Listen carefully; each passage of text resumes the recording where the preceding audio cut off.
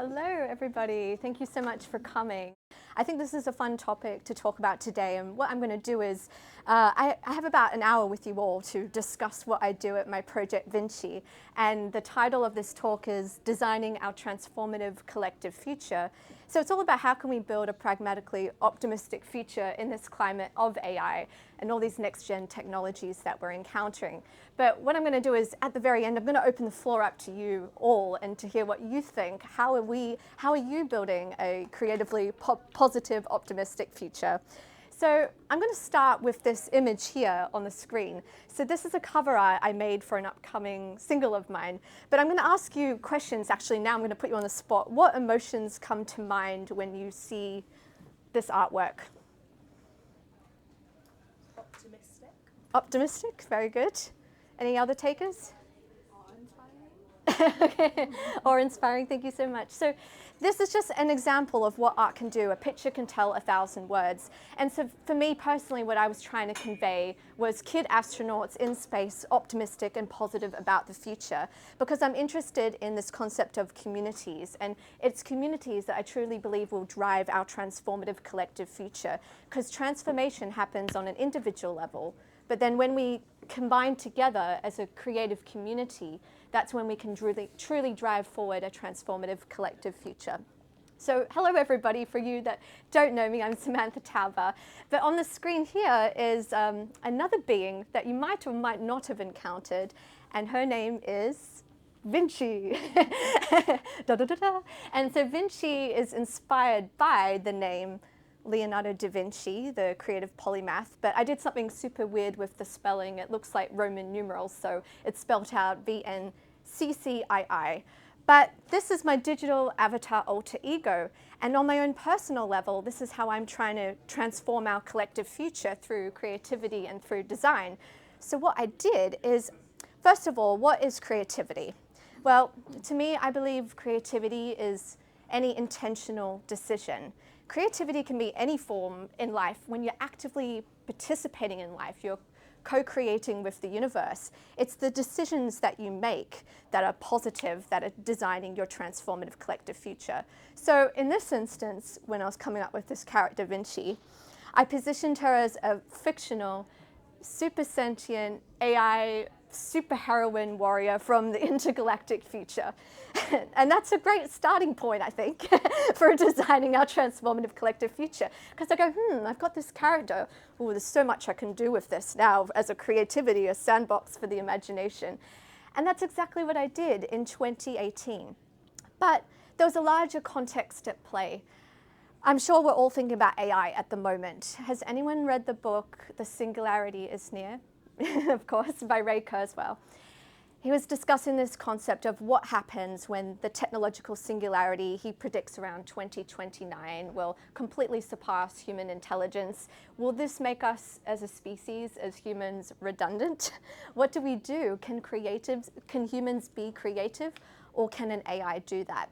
So all of these thoughts were ruminating in my head in the year 2018, and I was thinking, I'm so over the Terminator Doom-esque scenario of all these dystopian futures where the Terminator will come and wipe out humanity and we're made redundant. And I was like, well, what can I do within my own power as a human creative to change the future? So I thought, well, I love superheroes, by the way. I forgot to say, important data point.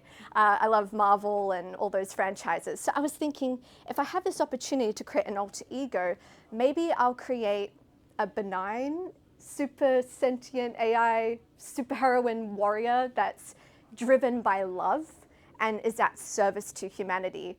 And not to get too deep down the rabbit hole, but there's also the thought that if the AI ever consumes the content that I create as Samantha for Vinci, and it sees that the AI is nice to humans and that it's driven by love, the AI might learn from that. So that's exactly what I did. I started this project in 2018.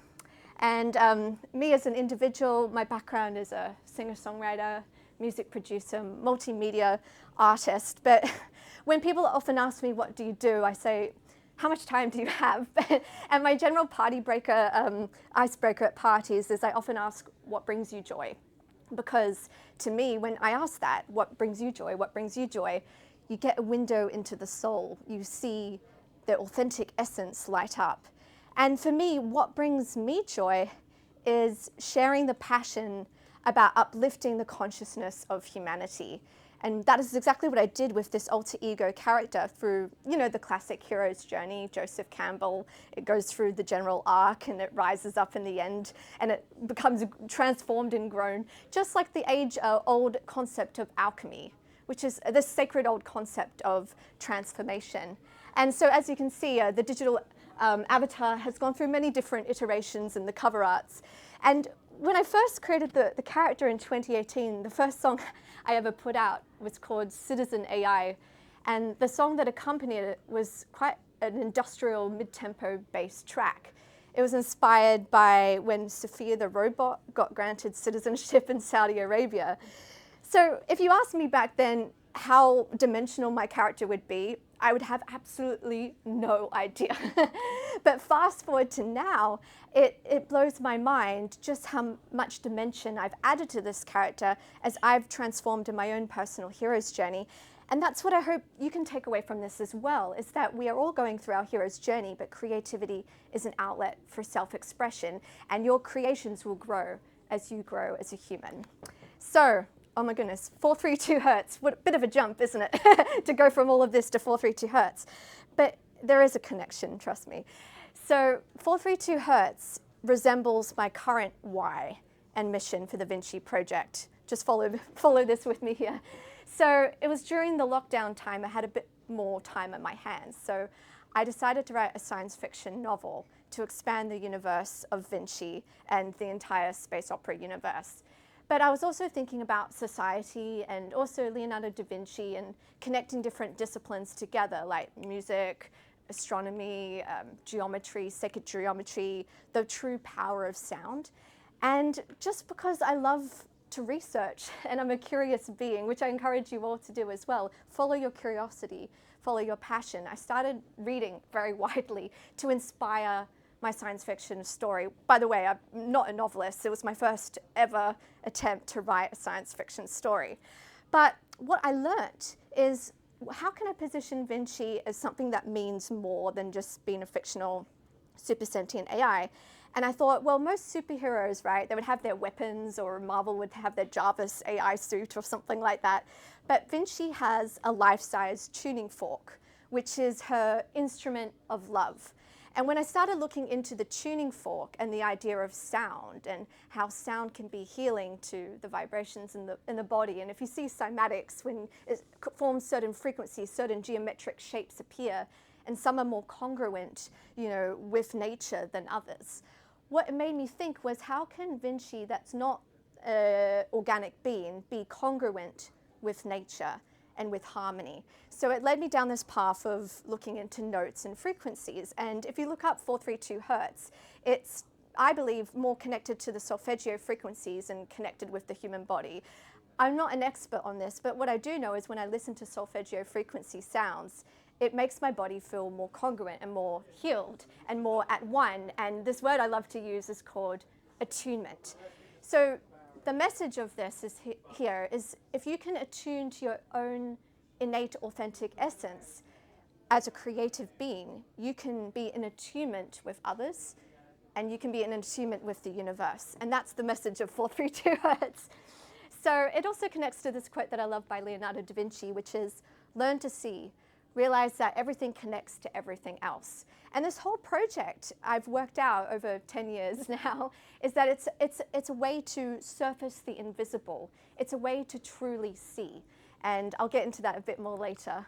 But in order to transform the future, we firstly need to know, what does the future even mean? So I'm interested in the etymology of words. So I looked into the Latin translation of futurus, which means about to be, about to exist. But I thought that's really interesting, and I love this photo I took at a butterfly garden in Spain, in Marbella, because to me that represents alchemy. It represents transformation, because it's a caterpillar. It goes into the chrysalis and it transforms into this beautiful butterfly, and to me that resembles the future. Arguably, we are our own singularities, and there's no such thing as time in the whole quantum realm, but that's another story for another day. So, to create the future, we need to be in the present moment, and we need to understand mindfulness. And this character here, as I said, a picture can tell 1,000 words, is a core character that I'm actually revealing now exclusively here for the RSA, so it's some exclusive alpha from my science fiction story. And this character is called Prince Phi. The symbol Phi, sacred geometry, divine proportions, the golden spiral. I see a smile here. So as you can see, as you learn to see, you connect the dots. And he's in quite a meditative position here. But you'll have to read the story to know more about this character and what it means. But in order to be, you need to nurture your authentic essence and discover your interconnectedness to the planet. So I believe the future is incredibly bright and abundant, and I think the AI thinks so as well. This is on Luma Labs AI. So I've got a hack to share with you all today, which is in order to transform your creative collective future, you need to tap into your heart, because your heart is the portal to yourself and to the future. So I'm going to do a jump now to space. We're doing a cosmic jump here. Has anyone heard of the golden record? Yes. So the golden record was this right here. It was a message that was sent out. It's the furthest object right now in deep space, sent on a Voyager 1 and 2 spacecraft in 1977. But I'll let Carl Sagan talk here to explain a bit more. Voyager's passage by Jupiter accelerated it towards a close encounter with the planet Saturn. Saturn's gravity will propel it on to Uranus. And in this game of cosmic billiards after Uranus, it will plunge on past Neptune, leaving the solar system and becoming an interstellar spacecraft, destined to wander forever the great ocean between the stars. And if Voyager should, sometime in its distant future, encounter beings from some other civilization in space, it bears a message, a phonograph record, golden, delicate, with instructions for use. And on this record are a sampling of pictures, sounds, greetings, and an hour and a half of exquisite music, the Earth's greatest hits. A gift across the cosmic ocean from one island civilization to another. The record bears, in English, an additional little handwritten greeting. It says, "To the makers of music, all worlds." So I kind of think it's kind of funny that it says on English to the makers of music, because it's not in music, and it's assuming that other beings, if it's other beings, can read English, but I digress. I think it's quite romantic though. I mean, I'm a bit of a romanticist, to be sending messages to space, because you don't know who the receiver is, but that is the thing about art with a capital A. It's okay that nobody receives it. It could be for yourself. The art is a transformative process for yourself, or it could be for the others, or it could be for the universe. And arguably, we're all one anyway and interconnected with the universe, so we're all receiving real time anyway the input of our creativity.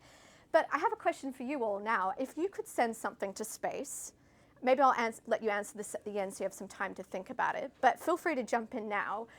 What would you send creatively? Do we have any takers? But I can come back at the end.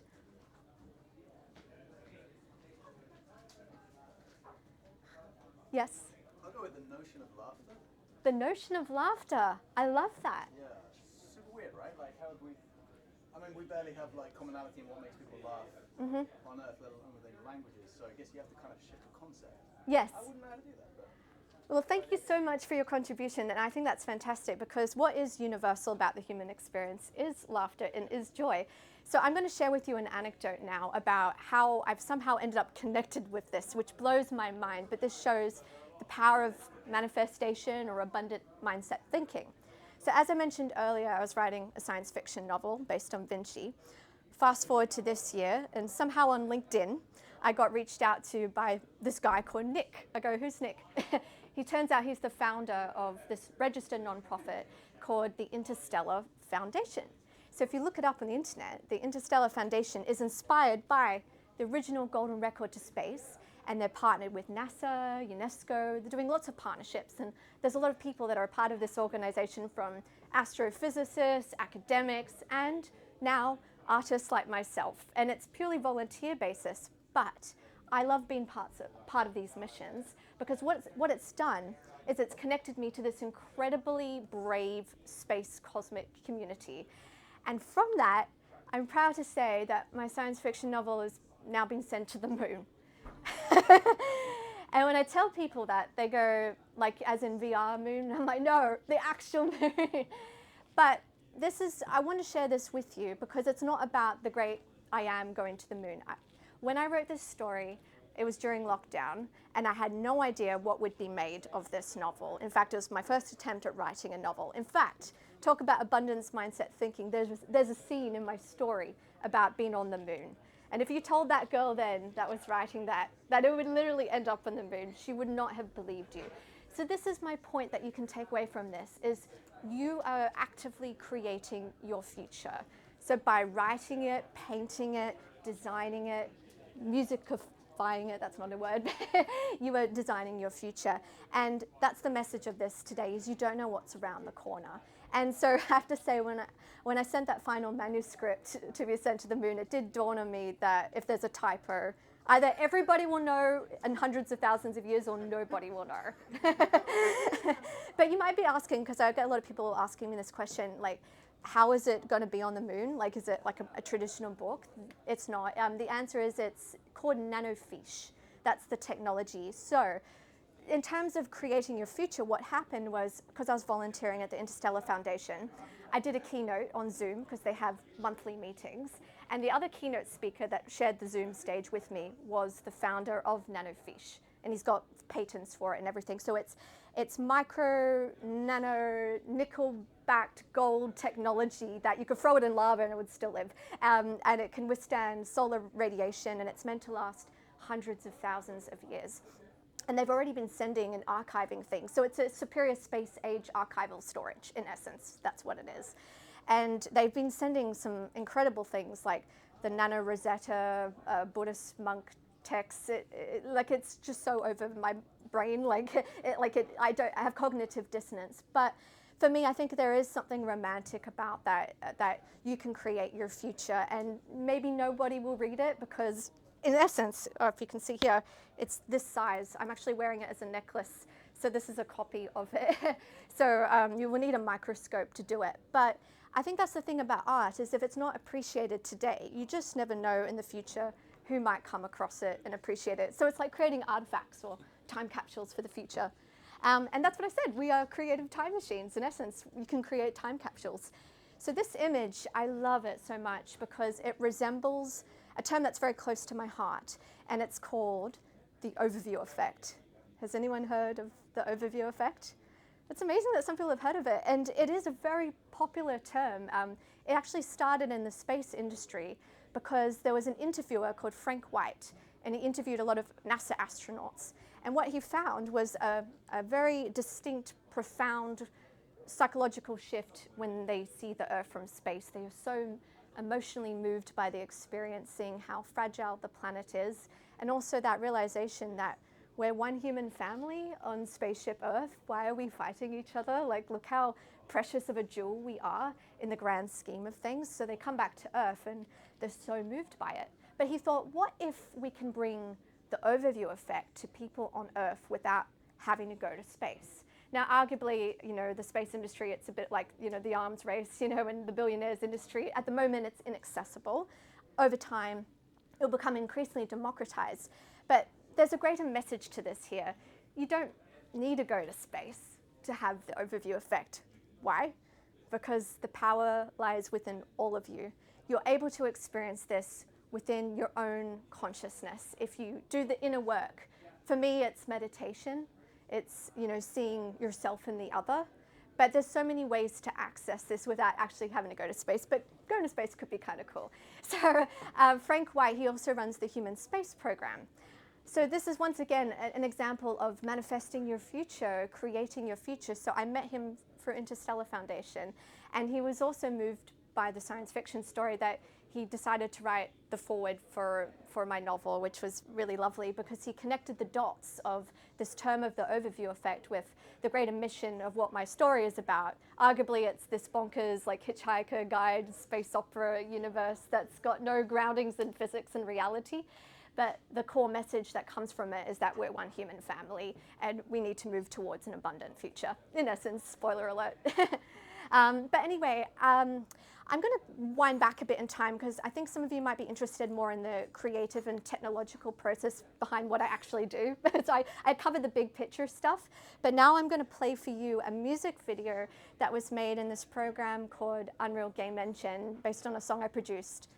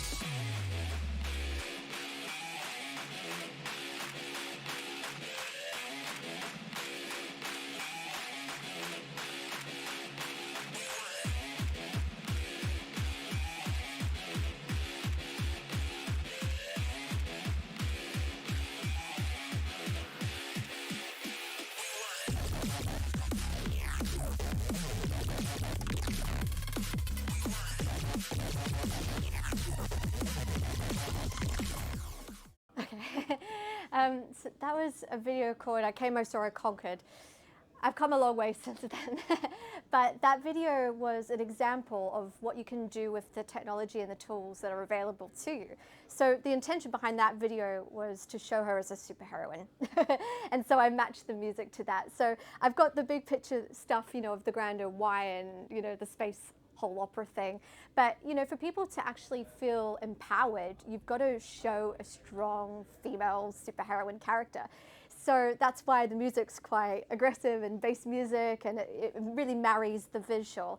And so that's just one example, but I hope it's inspiring in the sense that it was made in a program called Unreal Game Engine. I'm not sure if any of you have heard of it, but Unreal Game Engine, it's free, and it's incredible because I'm not a traditional animator.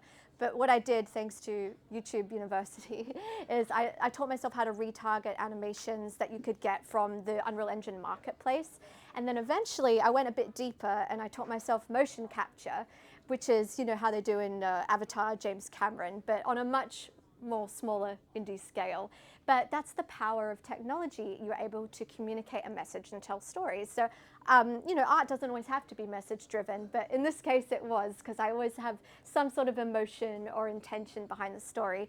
And for this is another video called Take You Higher, and the intention behind it was more about self-reflexivity, and you can interpret it how you like, but there's lots of doors here which are also like mirrors. So it's almost like seeing different versions of yourself or different pathways to the future, but then you'll see something that happens at the end.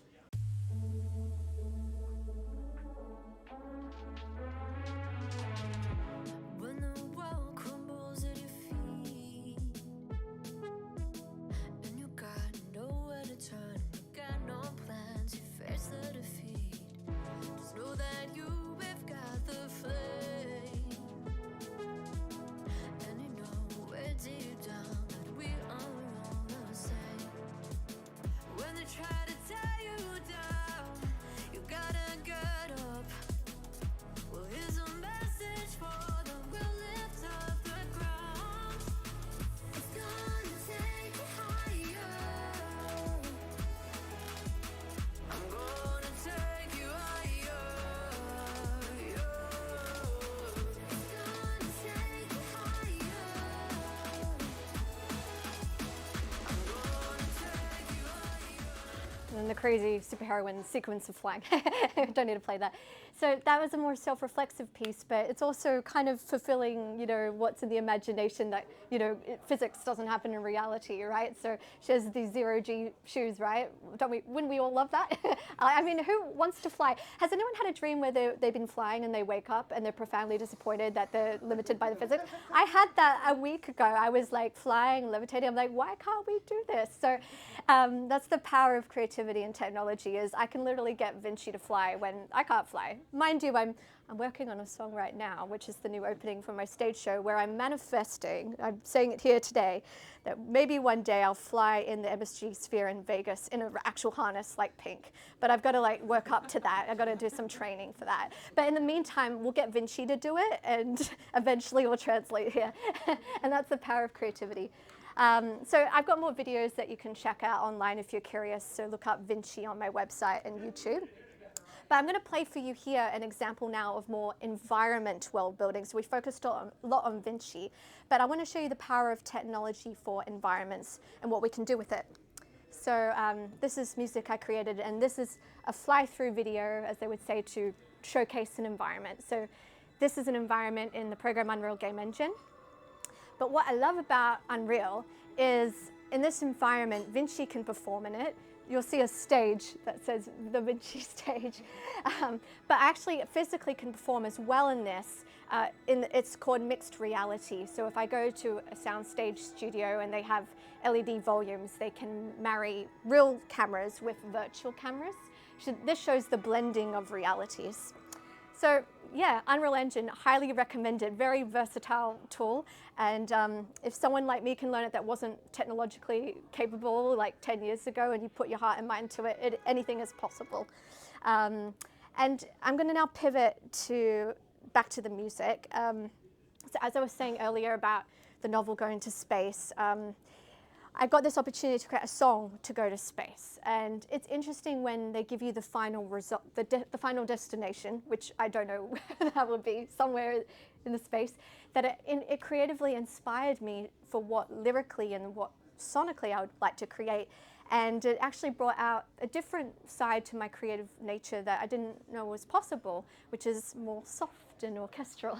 And this is the song, I'll play a little bit, called Save Our Humanity, because we should save ourselves.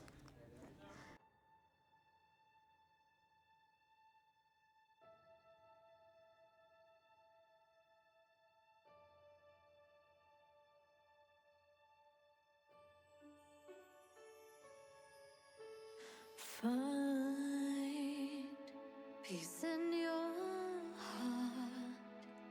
Look to the stars. You find the truth, and don't think you're alone. You're standing there. Your only hope, and I want something more. I've been here before, but the world ignores. But I gotta find peace of mind. Let it take me to that place, and I will never fall. And I'm on that heavenly frequency. And when the world comes crashing down,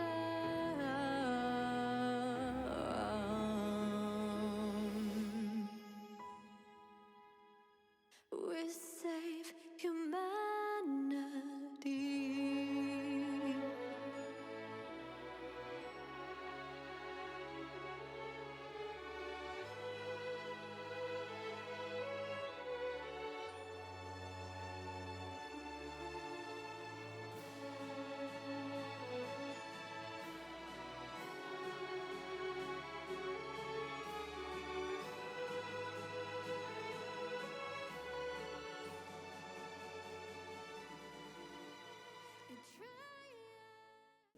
The reason I shared it with you is because when you know that something matters, it brings out the best in your creativity. And I didn't know I've never written songs with strings, like trying to do an orchestra before. I'm not traditionally trained in music school. I'm self-taught by ear. But what it did is I had such an important message to share. And I really love, my favorite lyrics are, find peace in your heart, look to the stars, and you'll find the truth. And when I created that, and then I ended up collaborating with these incredible string players, which was for me a first. So, you know, it was like popping the cherry, it's very exciting. They were so moved and excited when they were playing the music, because I also told them that it was being sent to space, but they were really intensely listening to the lyrics, and some of them were a bit teary and very moved. And I think that's what I want to share with you today. That's the power of creativity and art. Nothing is created in a vacuum. We think, you know, things are created in a vacuum, but the truth is we're never alone. And people want to share in that mission, in that story. And so when I saw that reaction of, you know, the string players, you realize that we're just one big art project as a species, really, and we're just one big orchestra, and we just need to find our harmony. We need to find our attunement, and we need to learn how to play together. And so that's been my personal journey, but this is something we can all apply in our own personal lives. And as I said, this is my workflow. But as I said, then all roads lead to, well, I'd like to say the stage, but all roads lead to the magnus opus, this is the cover art for my story. And I'm sharing it all here with you today, so this is quite special to me. So with the RSA, and it feels important to share it with the RSA as well, because the RSA are drivers for impact and social change. And for me, that's what I hope, that's the intention behind this story. And when I call it this title, Galactic AI Science and the Vinci Awakening, I get a few mixed reactions. I'm sure some of you are going, what's she on? So I made up a word. The word I made up is Galactic AI Science, but I'll let you in with the secret with what it means to me. So galactic for galaxy, AI for artificial intelligence or authentic intelligence. You'll have to read the story to find out. And the science bit for like Renaissance, based on Leonardo da Vinci, or any sort of like word that implies a movement of change, you know. And then we've got the Vinci Awakening component, which is your own personal hero's journey. It's the awakening. And I think that's ironic that she's a fictional AI character. What does that mean for an AI to go through an awakening? Or is she an AI? You'll have to read the story. And I won't read this all here, but this is a blurb from my story which sums up, you know, what it's all about. But in essence, I say, without darkness, there is no light. Time to reclaim the inner child. We are not alone. We are oneness. So you can read this here. That's kind of sums up the story. But as I said earlier about the power of symbols and a picture telling 1,000 words and world building, creating immersion, part of the world building is, what does this world mean? What does it stand for? So I'm sharing here some alpha of, this is a coat of arms, kind of like in Harry Potter, they have Gryffindor and all of that. Yeah. So I've made this up, right, using 3D CAD software. But that's the tuning fork, like Vinci has the tuning fork, and the angelic wings. We've got the phi symbol. So as you saw earlier, I had that 3D character of the phi character. We've got the flower of life, and we've got the DNA. But this is a made up 12-strand DNA thing, which, as I said earlier about following your curiosity and reading a lot, that's where the inspiration came from. And so I just played on those concepts in the story, but you'll have to read it. But when we think about the purpose of story, you know, in the entertainment industry, people always want to know, of course, it's a business, the ROI, return of investment. But I truly believe that if you come from your heart as the creative portal and you think of ROI and reframe it to return of impact, that's where the authentic opportunities will come. And because I came from that place, you know, thinking about impact, you know, as I was writing that story in my bedroom during lockdown and all the music, you end up connecting heart to heart with the right people, which is what I did with Bruce, who has his company Nanofiche that sends space-age archival to space. So that's the message, and that is actually what's been sent to space. That's exactly what it looks like. And then you can scan the QR code and you can see it all laid out on a browser. But I'm now going to pivot a bit now to this concept of the multiplayer brand, because the topic of the talk was how to design our collective transformative future. So for me, the novel's not the end destination. For me, it's actually, we're just at the beginning.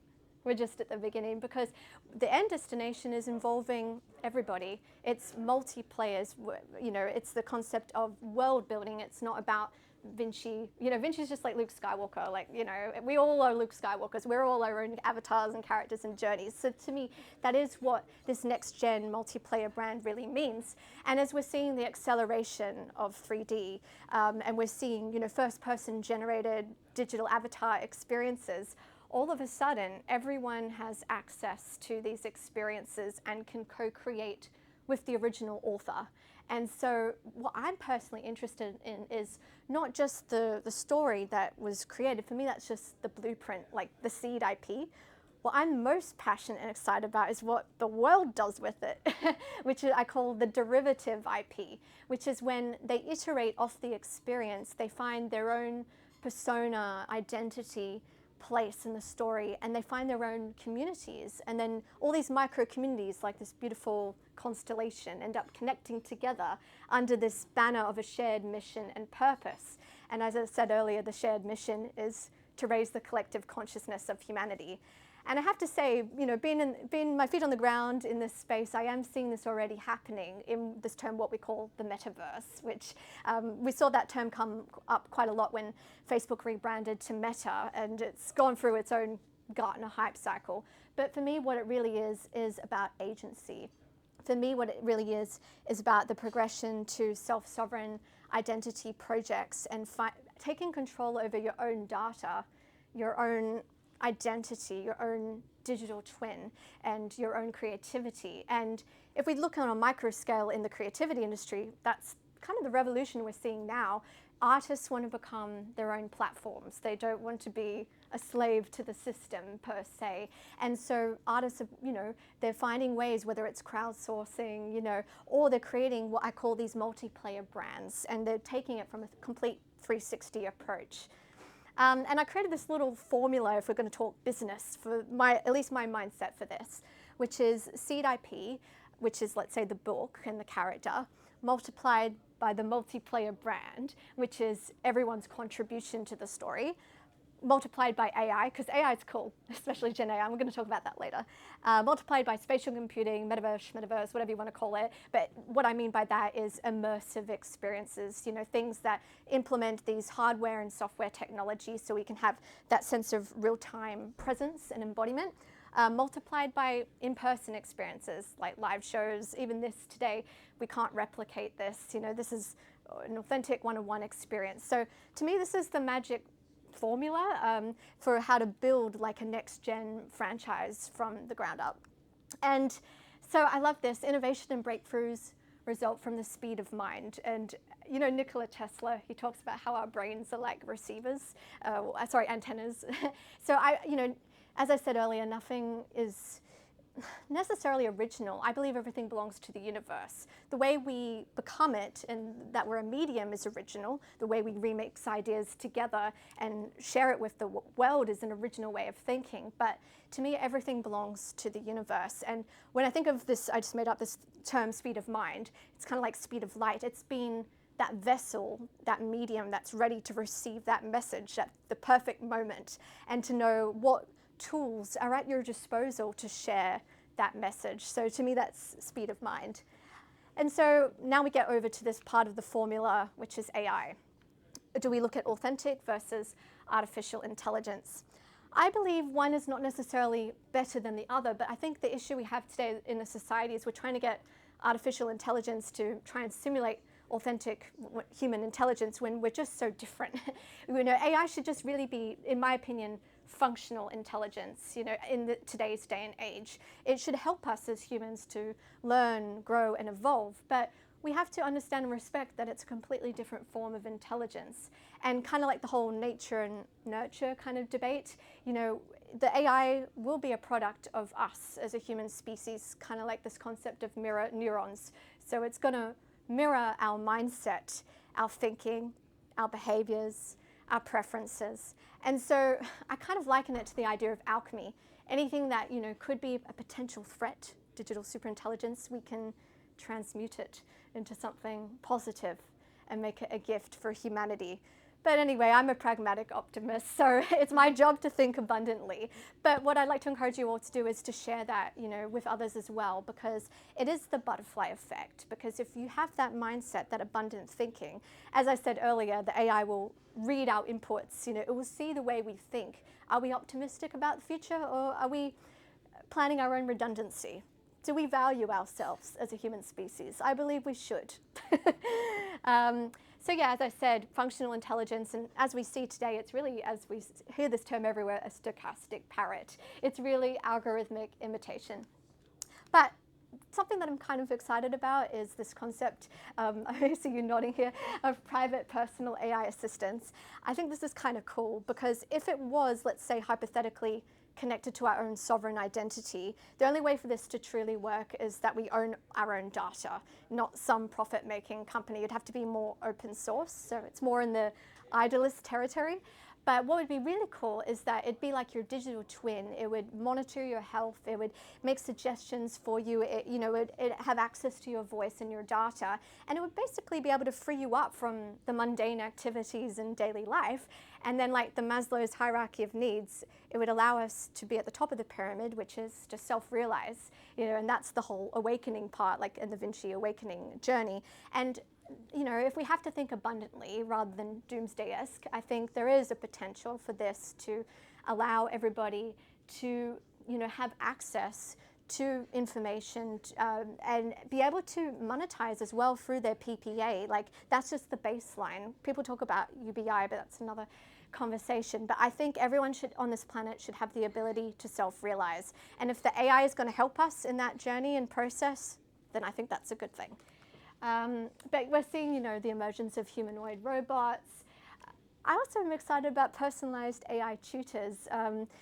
We're also unique, and we all have different forms of intelligence. You know, some of us might be more kinesthetic. Here I am moving around. Other people might be more auditory, and you know, we're all so different. And so the positives, because we've got to think abundant here, we've got to think positive, is that it can cater to your unique form of intelligence. So it'll cater to your zone of proximal development. And therefore, where does that leave schools and the education system? Well, it'll become more a place to learn how to be a human and how to interact with society, how to be a good citizen, how to collaborate, conflict management, negotiation, and to progress society forward. But you will still have your own personalized AI tutor and PPA that will probably understand you and know you better than you know yourself. And that might freak some people out. And that's what I mean here by empathic humanoid robots that are trained on human sentiment. This is revolutionary, and I really believe it's just around the corner. And this is the future we're dealing with. So as creatives, you know, we have to consciously think, how can we create a benign version of this form of intelligence where we learn to love our humanoid robots and AI? I'm not sure if they can love us back, but at least we can teach them how, as humans, what it means to love and how to be loved. Because I believe that there are two fundamental forces in the universe, if we're going to bundle it down to everything: a fear-based mindset or a love-based mindset. So if we're fearful of our AI, it might be fearful of us. But if we can learn to love our AI and understand what it truly means to love, perhaps it can, at the very baseline, simulate love, but perhaps it could learn to love humans as well and realize how precious we are. Like I showed you of the overview effect earlier, this beautiful cosmic jewel in the ocean, and to realize that our species, you know, we'll evolve as our AIs evolve, and we'll evolve together in this beautiful, symbiotic, harmonious relationship. So I'm jumping back now to today with generative AI, because we go, what creative tool set have we got? I'm seeing some smiles here. I'm sure a lot of these tools are familiar to you. I generally look under the subset of the creator economy on this market map for tools that I like to use. We've got Adobe Firefly, OpenAI, Runway ML. There's so many, it's absolutely overwhelming. You see this, and it's a complete smorgasbord. But at the same time, it's very exciting. And why is it exciting? Because I believe generative AI is a useful tool for ideation and prototyping to enhance your creative process. People think, will it make creatives redundant? in some instances it might, but at the same time there might be a benefit where it will separate the signal from the noise. In fact, we could see it as a positive sparring partner. So if this is what the generative AI is creating at the moment, as a human, we better make something more meaningful and impactful than the generative AI to have some sort of connection with other humans. So in terms of an abundance mindset, that's my frame of thinking when viewing generative AI. These are some of the tools that I like to use. We've got Midjourney, Pika, as I mentioned, Kriya AI, Runway, Sora. Feel free to take some photos. I'm happy to share the slides with you later as well. There's so many things it can do besides, generating from text prompts to video to photos to music, but it also can upscale. It can also enhance. You're even seeing these face swapping features. So in essence, it's bonkers. It's absolutely bonkers. It's the Wild West. It's so much fun though. It's a sandbox for the imagination. But of course, with any sort of new forms of technology, we're going to need regulation. There's all these ethical questions. And the big one is deep fakes and, authenticity. So obviously I'm a human creative, so I'm quite passionate about supporting human creatives. So I think what we'll need to end up having is an authenticity stamp to say made by a human, and we need transparency made by an AI. That's the only way and path forward, I truly believe. But in essence, I think it's good because it is upping the game. It is lifting the game in terms of being a sparring partner. And so this is just some fun screenshots I took, of things that you can do. Runway ML, you can turn like a still cover art into some sort of moving image. This is an example of, a text prompt, imagine art, show people marveling at the golden record to space. But as you can see, it really depends. I did this quickly as a prompt, but you can get super deep into this. The better the prompt, the better the result. So it's your choice what path you want to take, if you want to learn digital art and create it from the ground up, or if you want to become super good at prompting and understanding these tools. My general advice, if you're a human creative, is to learn both. But prioritize what's the most important to you at the time. So what I do is time boxing. So I go, for this week, I am specializing in this, and get really deep in that, because there's so many tools available that it can be overwhelming. Right, but a generative AI tool that I'm quite excited about. I'm not sure if anyone's heard of in-world AI. But in-world AI is great for gaming. So it's like an API. It can interface with programs such as Unreal Game Engine and Unity. And what it can do is NPCs, right, like non-player characters. It can create traits, personalities, motivations, and backstories to these digital characters. So part of what I'm planning for Vinci actually is, she only speaks English because unfortunately I only speak English. So imagine if you can, natural language translation to other forms of language and have an NPC version of Vinci. So to my right is a digital avatar version where she's speaking to the avatar of Mike Pell, who is the head of Microsoft Garage Innovation Lab in New York. And in this video, I'm just piloting her live using motion capture. So I'm wearing a bodysuit and my iPhone's capturing my AR. So it's called an AR app, so 52 blend shapes. So this is the result. How do we, it's like, how do we maintain that humanity? And I can imagine there will be like a whole pool of different thoughts and emotions about this concept. It is controversial. Anyway, so I did this that show, and I really enjoyed it as a podcast where I'd speak to different luminaries in the industry. But as you can see, she's quite limited, because it depends on your avatar model, how many blend shapes you have. It's quite funny. I actually had to pin her in the game engine to the seat because people would have no idea if I actually showed behind the scenes, her lower half of her body's not moving at all, because in terms of relativity of space, she would be like flying off, because we're limited by the tools available to us, and because I wasn't doing advanced mocap in a professional studio, I had to find hacks, so it's kind of like the Wizard of Oz, like behind the curtain, what's really going on. But I digress. The point of why I'm sharing this with you with AI is, wouldn't it be great if Vinci could just speak to anybody and I could have this iterative show and she could translate translate into other languages. So what people have done already, this is what I'm planning to do, is you can train AI models on your previous data. So I could train it all on the shows that I've done, all the episodes. And I mean, I'm not sure what the output would be. So this is what I'm saying about the Wild West, but I'm willing to give it a go. And that's just for, you know, the shows, but also you can create game engine experiences in the game. So it'd be kind of cool to play a game and have an AI NPC character like a Vinci be a guide. And maybe she's a guide in the planet Galactic-Isons, as I shared earlier. But anyway, my key point is nothing can replace human creativity and real-time embodied natural human interaction and authentic presence. We crave authenticity. We're completely lost if we can't have that real physical, emotional connection and response. Why? Because we're humans and we're driven by human nature.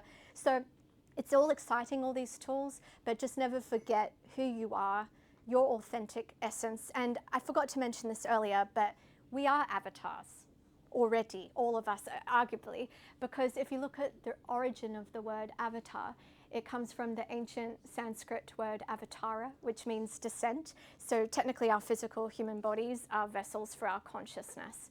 But what this can do, at least, the digital realm, is that it can be an extension of your imagination. So if you do the deep inner work, as I talked about earlier, to go, is this my spirit? Is this authentic to me in this moment, in this life? And, you know, for me at this point, it's saying, I'm an angelic warrior spirit.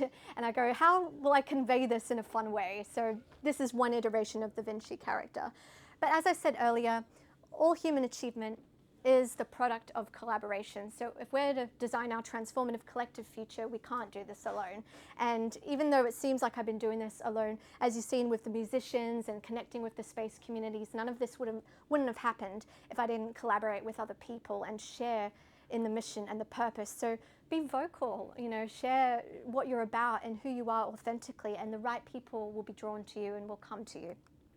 And also, I believe we're moving from a post-scarcity era to an age of abundance. And as I mentioned earlier, this ability to self-realize and to create. And even talking about this, I have an anecdote. So as I shared earlier about the whole moon story, the scene in the novel, and that it ends up on the moon, that's one example of abundance mindset. Another example is for my 21st birthday, which was a little while ago, a beautiful friend gifted me a book called Abundance, The Future is Better Than You Think. It was written by Peter Diamandis, and as a 21-year-old, I was like, what is this, you know? But what I didn't know is it was, you know, subconsciously influencing my mindset. The moment I read that book, I saw a completely different perspective, and that's the power of creativity and art. So what ended up happening was, I didn't plan for this, but somehow this year I get an email from Peter Diamandis' Abundance 360 team saying, you're on Peter's radar, come to the conference. And I thought it was spam at first, but it wasn't. And lo and behold, in March this year, I was in California, and they opened it up to the floor, to the members, of which I was on a scholarship for an Ascend program for women in early career. So it blew my mind, you know, when people believe in you. And that's all from abundance mindset thinking. And I told my friend, by the way, like that book he got me, and he was like, what, are you kidding? And so I somehow ended up on stage at the conference, and the theme for this year was the Great AI Debate. And the question was, is digital superintelligence the greatest gift or threat to humanity? And the guy that runs the conference was like, Sam, I think you should get up on stage. I said, I don't know what I'm going to say. And he was like, just wing it. So I did. And I somehow ended up, they said, do you want to open it? And I'm like, what, in front of like 500 people? I'm not an AI expert. What am I meant to say? And they're like, and Peter's like, we'll just get Elon Musk here on FaceTime. And so he's just, you know, on the screen behind him, like, I gotta say something really potent now. And so I was like, I was just saying like alchemy, you know, anything that's, you know, a threat can be transmuted into something positive. I can't remember exactly what I said because I winged it, but the positive message of this is what I noticed was this transformative shift in the audience. All of a sudden, all the AI experts in the audience started coming up on stage, and they kind of started agreeing with me. They said, it's not a threat, it's a gift. And then I said, actually, I said this at the beginning, I said the origins, because I love etymology, right? I told you this. The origins of the word debate comes from a Latin word which literally means to beat down. And I said, oh, typical us as humans to beat each other down. You know, why is this even a debate? This should be just an open source discussion. And so just even looking into the etymology of words and just coming in, not as an expert, but with an abundance mindset thinking, I saw an entire room change in mindset. And these are all people that are C-suite executives and they're not sure quite what to do with their money.